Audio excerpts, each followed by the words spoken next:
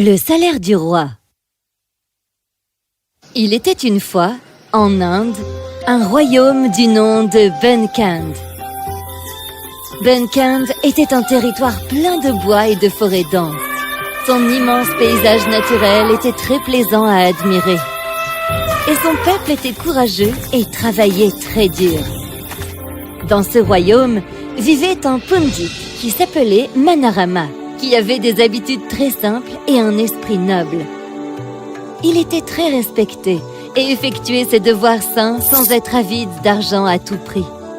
Il rentrait chez lui chaque soir avec juste quelques pièces qu'il avait récoltées ici et là. Cependant, sa femme Yashoda était flegmatique et voulait profiter de sa vie. Elle aimait les beaux vêtements, la vie confortable et elle souhaitait vraiment accéder aux plus hautes classes de la société. Un jour qu'elle parlait à ses voisins, elle apprit que le nouveau roi était un homme très charitable et que quiconque allait le voir ne revenait jamais les mains vides.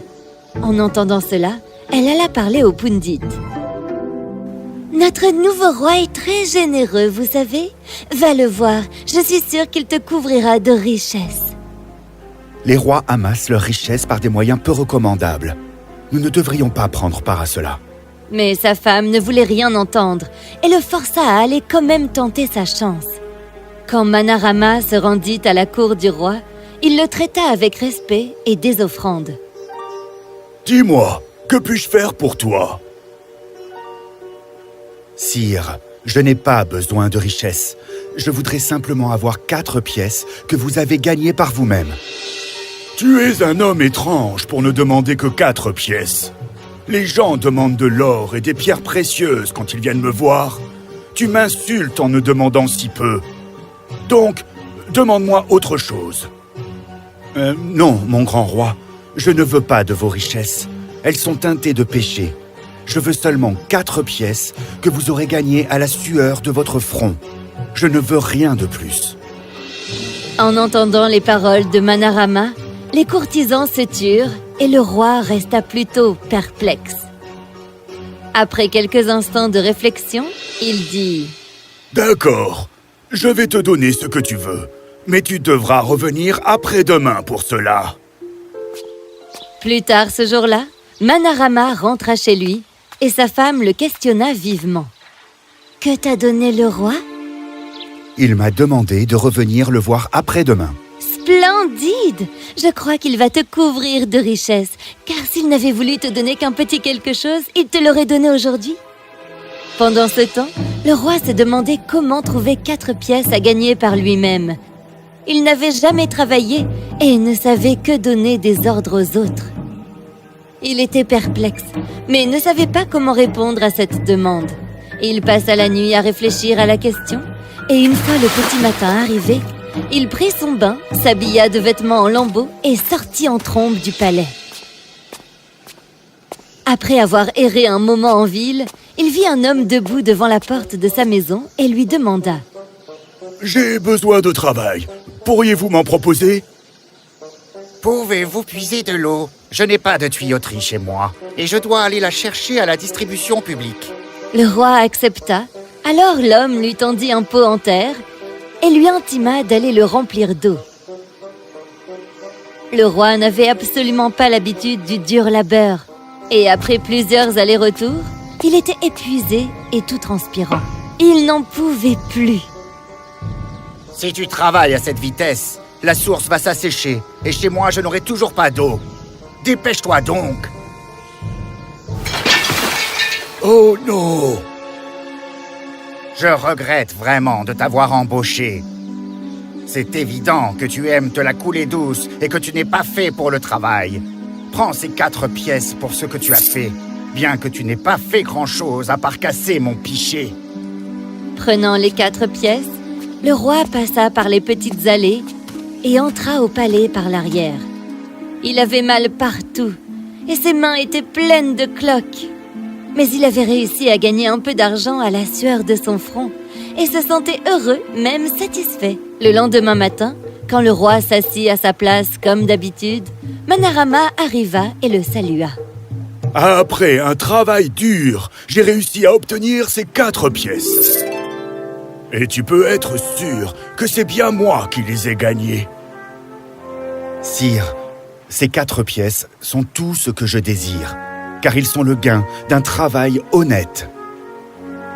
De retour chez lui, Yashoda attendait avec impatience. Elle imaginait qu'il ramènerait de chez le roi une montagne de richesses.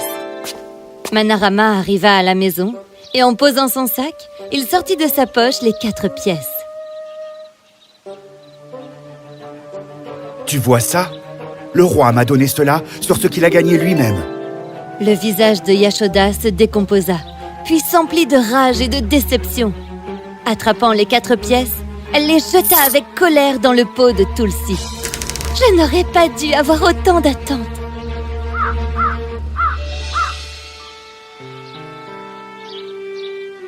Manarama ne dit rien, car il avait l'habitude des complaintes de sa femme. Quelques jours passèrent, et 4 petites plantes commencèrent à germer dans le pot de Tulsi. Elles étaient belles et fortes. Alors sa femme les y laissa et se mit à les arroser. Très vite, de jolies fleurs dorées se mirent à éclore. Et à présent, elles étaient chargées de magnifiques graines rondes et brillantes, lisses et qui étincelaient. Ces graines tombaient de partout une fois le soir venu, et Yashoda les récoltait pour en faire une pile qui s'amassait dans un coin de sa chambre. Elle ne voulait pas les jeter, car elles étaient vraiment jolies, et c'était vraiment un festin pour les yeux. Un beau jour, une vendeuse de légumes passa par là. Yashoda lui acheta quelques légumes, et au lieu de la payer, elle lui donna quelques-uns des fruits de la plante.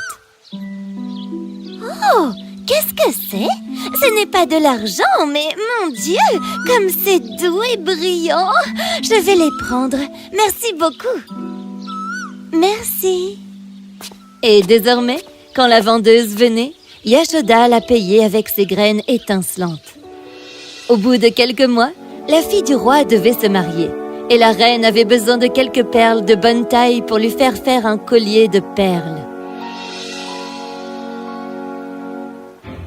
Quand les hommes du roi se mirent à la recherche des perles, on leur dit que l'épicier en avait de vraiment très belles et de taille inhabituelle.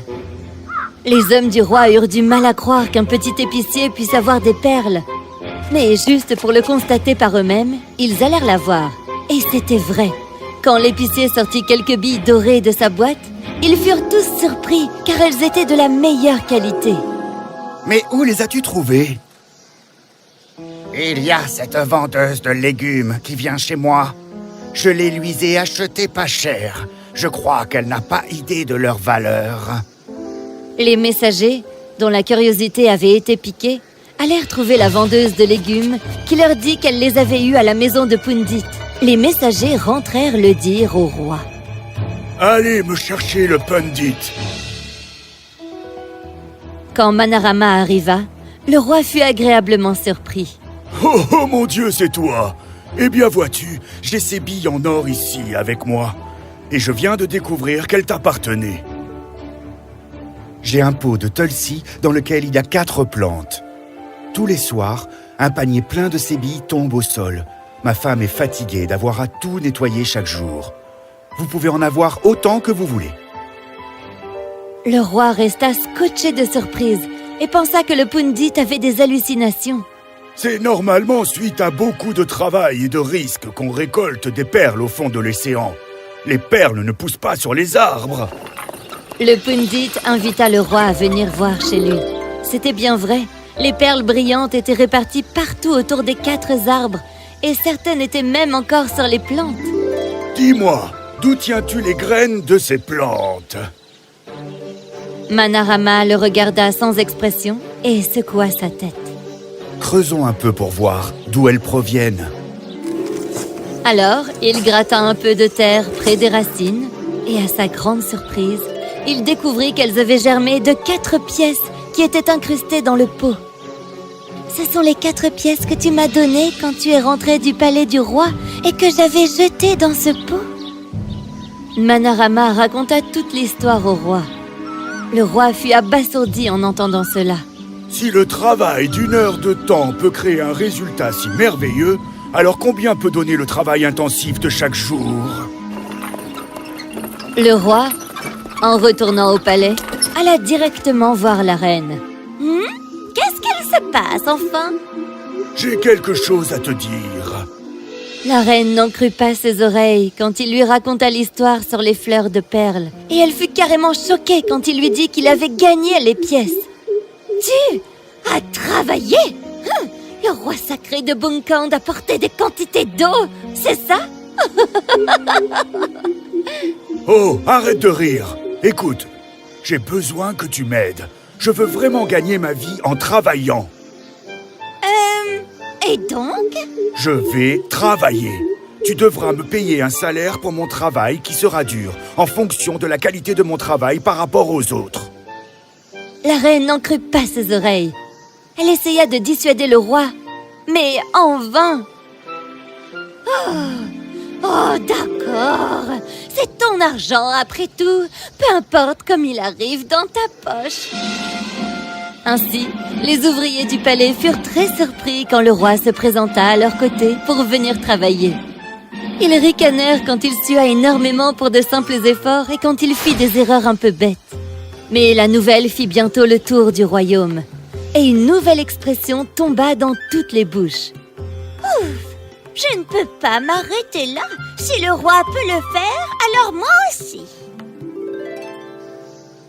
Même Yashoda devint plus raisonnable avec ce qu'elle possédait et désirait. Et elle ne se plaignit plus que très rarement. Et ainsi, Manarama mena une vie tranquille et pleine de satisfaction. Car c'est seulement quand on travaille dur qu'on devient capable d'apprécier la vraie valeur des choses.